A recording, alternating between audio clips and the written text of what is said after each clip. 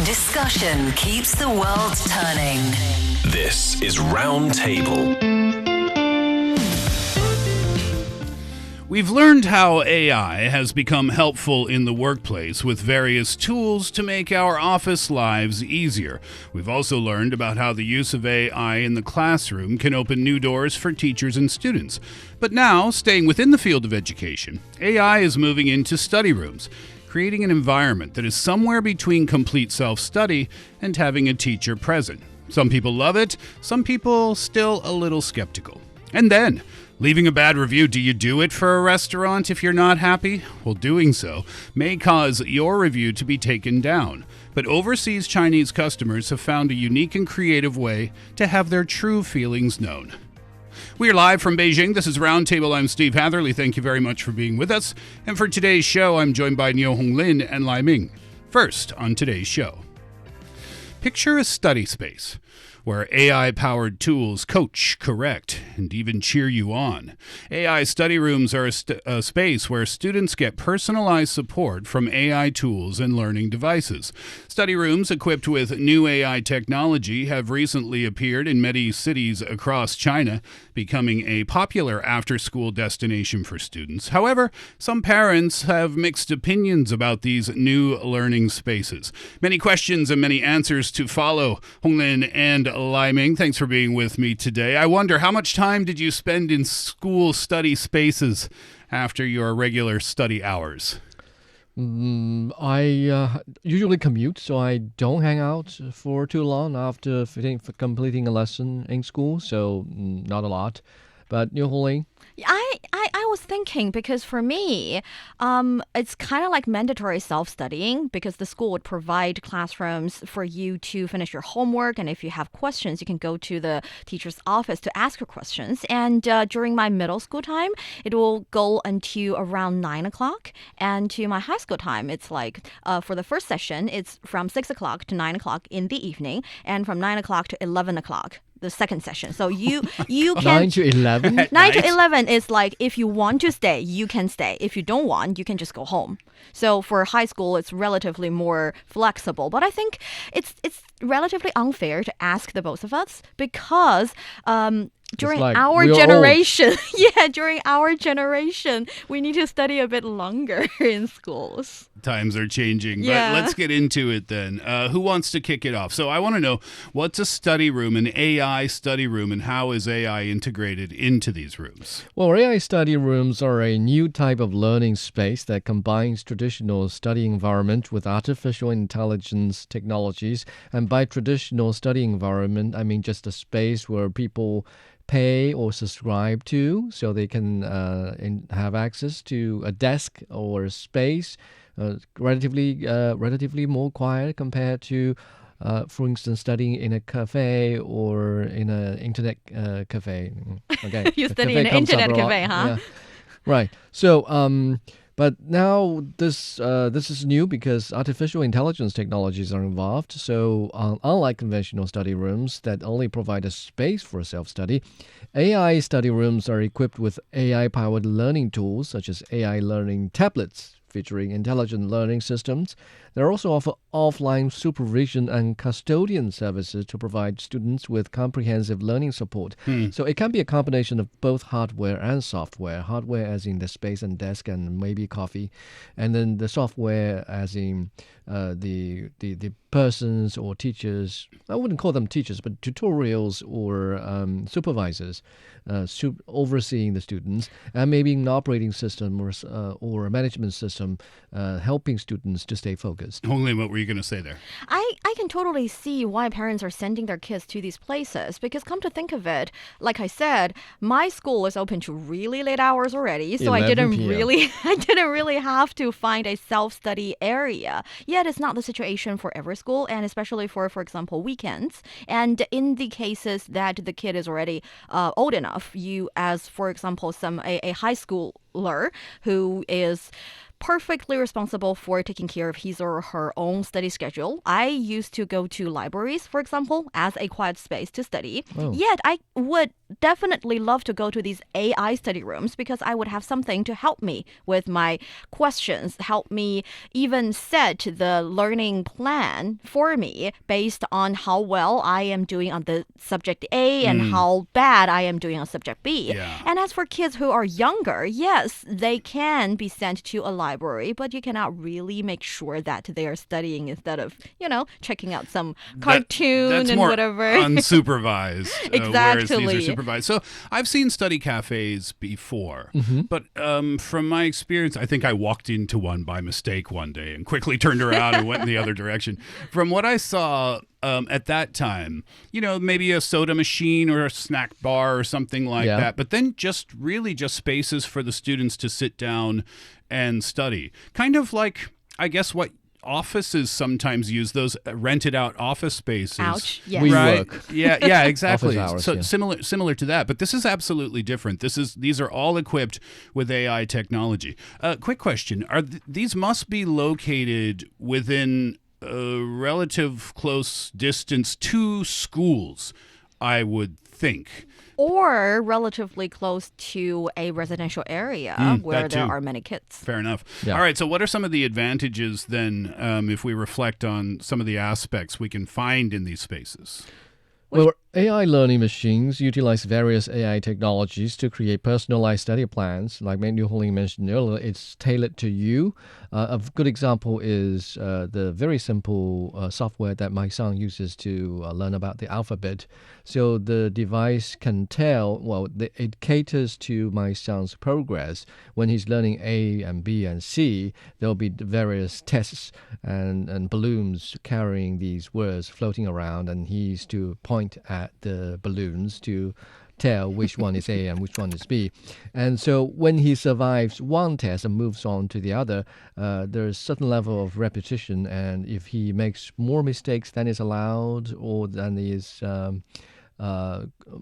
tolerated, then the AI system would try and come up with a different test that sort of enhances his understanding of the three characters. at the Okay, beginning. so then the apps, and it's like Duolingo, I guess, A would be little another bit. example, right? The app will encourage you in a fun way to get the correct answers, but if you don't get them, you're not going to move on to the next stage within the app, and that's what you mean by personalized But that education. is only one type of app we're talking about. Actually, there are so many different types of apps and they're using different strategies. Some of those apps would be able to give you a arranged time range. For example, you say you want to study for 3 hours, then they might separate those 3 hours into 3 sections. You're learning English for 1 hour, learning Chinese for another. It does not always have to be moving up to the next level. It has also something to do with a better learning habit, whether or not you can be more efficient,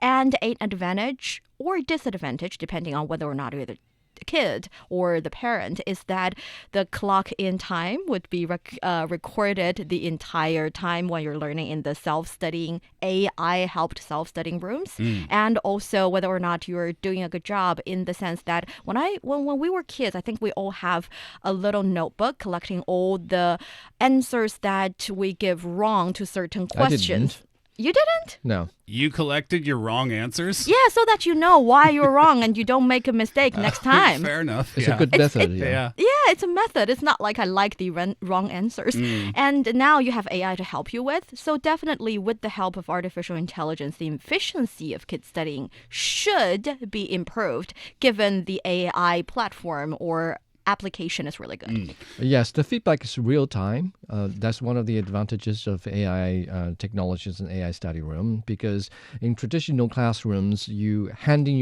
bring home your homework, you do it or not, you hand it in the next morning, then the teacher might grade it, and then you get feedback afterwards. So the time lag is significant as compared to what we're talking about right now. It's a much more streamlined process. Yeah. In terms of the supervisors, these are teachers? Well, not necessarily, I would say, because if we're talking about teachers, definitely teaching is the main priority to start with. Here in China, if you are a teacher or if you're hired as a teacher, you have to have the qualification. Yeah, they're not teachers. I mean, Right. in schools you're supposed to have a license to teach, whereas in these institutions that they are relatively new, and some of the teachers might have a license. I mean, that would be considered as an advantage. I'm sure the owner of the study room will brag about it. But if you don't have it, I mean, this is a business that's not yet overly supervised. So I think you get by without a license, and you don't get called a teacher. And also, there are so many variations because when we think about AI self-study rooms, it sounds easy. It sounds like you go to the room, you have a software helping you to study, and then you go. But actually, there are so many combinations and so many different ways to register for the study room. For example, you can just go use the equipment as well as the AI software on the equipment in the study room, based on how many times you go use the study rooms. But you can also subscribe and be a member, pay a membership fee of the study room for, let's say, half a year or a year. You can buy the tablet with the software on the tablet. You can buy the software and download it on your personal, let's say, tablets or computers.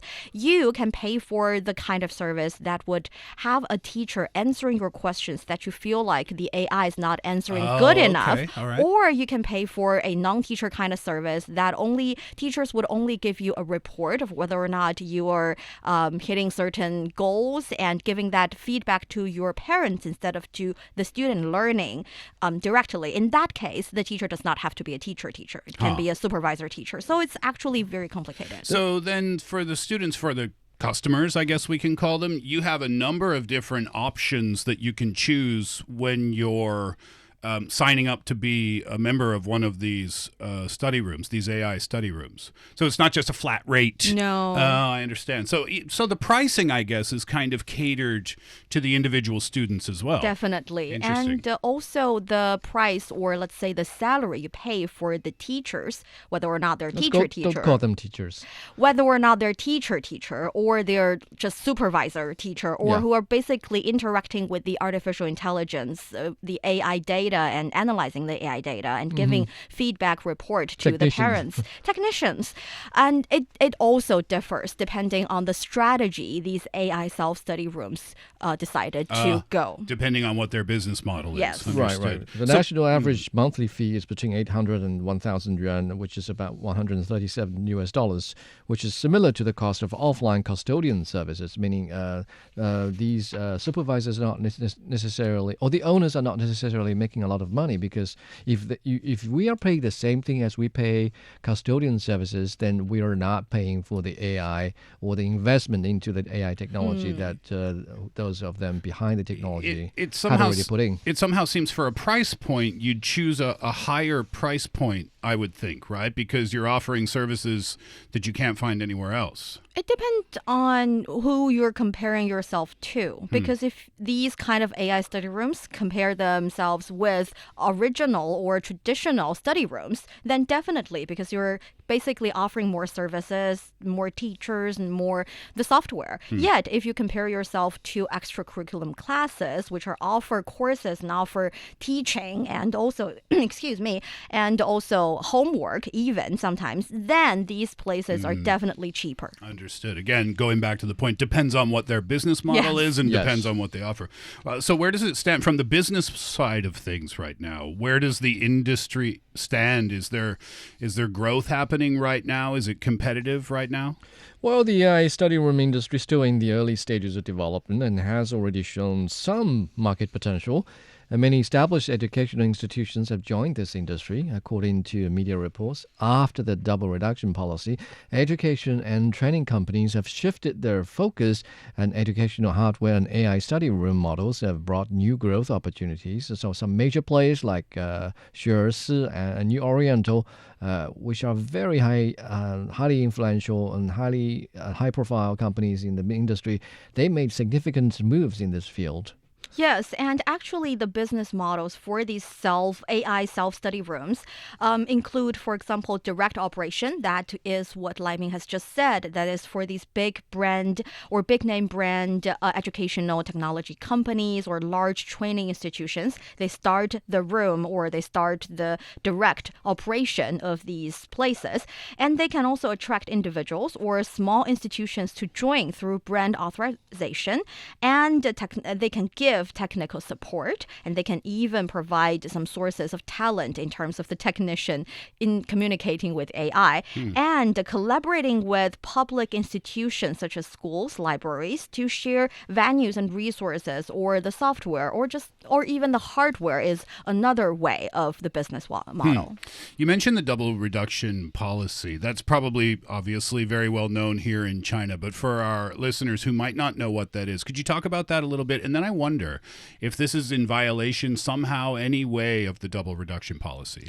I don't think it's a violation. For those of you who do not understand the double reduction policy, it's basically aiming at reducing the burden kids used to face. You both laughed at me when I say I studied till 11 o'clock, but it was common. It was not that common, but it was definitely commonly seen here in China at my age. And we believe that kids definitely need more outdoor time. They need to, on top of studying math or English or Chinese, they also need a little bit of physics exercise, PE, art education, music, painting, and in today's day and age, definitely knowledge about internet, about artificial intelligence, and all these need to be considered about. And that is why the double reduction policy makes sure that the schools do not give too much homework to kids when they go home, and extracurriculum institutions do not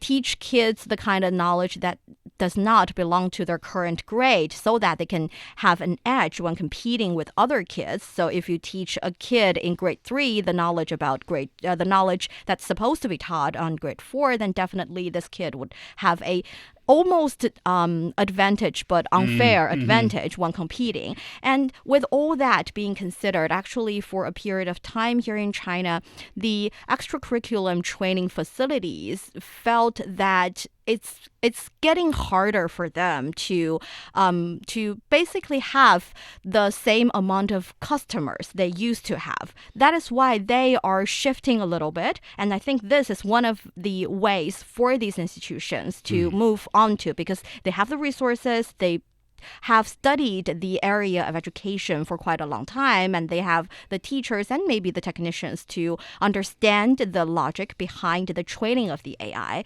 and they are moving a little bit towards this area. Yeah, and this is still so brand new, definitely. isn't it? Yeah. AI in the classroom or somewhere involved in education is not necessarily new anymore, but it is accepted. In October of this year, the Beijing Municipal Education Commission, they released the guidelines for and I'll ask you to help me out with this a little bit, the guidelines for the application of artificial intelligence in education in Beijing. That outlines AI applications in 6 key educational areas and 29 typical scenarios. So what is one of the key applications that we're talking about, or what was part of that guidelines for the application? It's a long title, of artificial intelligence in education in Beijing. Well, that is AI-assisted learning, a typical example of smart learning support, and the guideline advocates using AI's predictive capabilities to conduct learning diagnostics and precision teaching, something we already touched upon, and being able to tell how far a student has gone and how well he's performing and what else he needs help with, that kind of thing. So, so there's some level of policy support, and regionally speaking. And also, I think AI study rooms, they are not in violation of the double reduction policy, in the sense that the line has been drawn when the double reduction policy was rolled out, and people will know that this is a policy aimed at bucking the unhealthy trend of unnecessary cramping cramming, where students, like Niu Honglin said earlier, study over time in order to in advance, so they can gain advantage, unhealthy advantage, as compared to those students who didn't make the time. So it was very unfair, very unhealthy, and very unnecessarily competitive. Whereas in this case, with the AI study rooms, the reason why I was careful with calling the supervisors teachers, it was precisely the point. The industry was well aware of the line between tutorial for curricular lessons and extracurricular lessons. So the supervisors are there to clock the input of the students and to monitor whether certain students have trouble with certain subjects or with certain software, and they are not there to teach, which is why I believe that given the support from certain regional governments and given the care and attention afforded to the red line, then I think this is not a violation of the double reduction policy. Well, then what's the reason that some parents are skeptical about this? By the sounds of things, everything is good, right? You have various pricing plans. You have, that means different prices available to different levels of incomes for families. You have new technology available to help students out. So what's the reason that some parents might be skeptical about this? Oh, definitely. I would be skeptical if I'm sending my kid, because if it's a teacher I'm sending this kid to, then I'll be able to talk to the teacher. I would, adjust him. I would review him or her a little bit by talking to him. I think I'm a person. I would know whether or not the teacher is good with my kid. But with this new thing, this technology, I'm not really sure. You're not a machine person. You don't trust it. I don't know whether or not I understand the logic behind it to start with. And also, if let's say the platform is really good, it's really fun, it's encouraging my kid to study, and what if the kid returns to the classroom and find all the other teachers boring and cannot listen to them anymore? Yeah, that's a good point. They did a study in Sweden recently. I found this on AIBase.com. And it was quite a lengthy study, and they divided it into different parts. But here's one of the interesting takeaways that I found from their research, is that kids who don't perform as well in the classroom, then they get stressed. And when they get stressed, they turn to AI. And if AI can immediately solve their problems, then they start to rely on AI as the answer, as opposed to using AI as a tool when they perhaps get stuck at a particular point. Yes, on top of that, some of the platforms or some of the applications are not that good just yet. I've read a case about one kid telling the other kid that, so after the learning process, the AI would ask a question, why you give a wrong answer. And there are three options. Option number one, I do not know the answer. That would be my answer every time. Yes, and there's option number two. You want to be careful with that. Yeah. I click onto the wrong one when I know the right answer. It's a miss operation. And number three is that I know the answer or I can't get it right. I was not being careful enough when answering that question. And kids would tell each other, do not choose number one because it will ask you to do it again, and again. So see, they're already cheating the system. That's the equivalent of manipulating the system. That's the equivalent of old school sharing test answers with your classmates. Yeah, but the thing is, with teachers, asking several simple questions would have them understand what the kid is doing already. But with artificial intelligence, if you keep on feeding them wrong data, they'll have wrong assessment. So that would be a problem, I think. Another issue that parents might be concerned about is the quality of lessons that the AI system can provide. In some cases, because the industry is so young, it's not adequately overseen. As a result, certain industries, certain companies, there's even copyright piracy. They get content from a different platform, and they don't even change a lot. So and even with that maneuver, they're able to sell and promote their business to parents who are none the wiser. So it's a complicated issue, and parents have a right to feel anxious about the case. Are you also? Honglin said she's speculative. Are you also speculative? No, I would definitely get my son involved with AI learning because I think that's the future. I mean, no matter how worried we are about the negative or adverse effects of using AI. It is here and it's not going to go away. Yeah. So my son or his son will need to get used to learning in the new age. I just hope that my son in the future would find it easier to communicate with people instead of, easier to communicate with AI. Yeah, well, I mean, I remember when AI was introduced to education, students were using it to cheat somehow. Teachers were freaking out. They didn't know what to do with the situation. But now we know that it's here to stay. And what's interesting is that the business side of education, AI in education, is starting to bloom.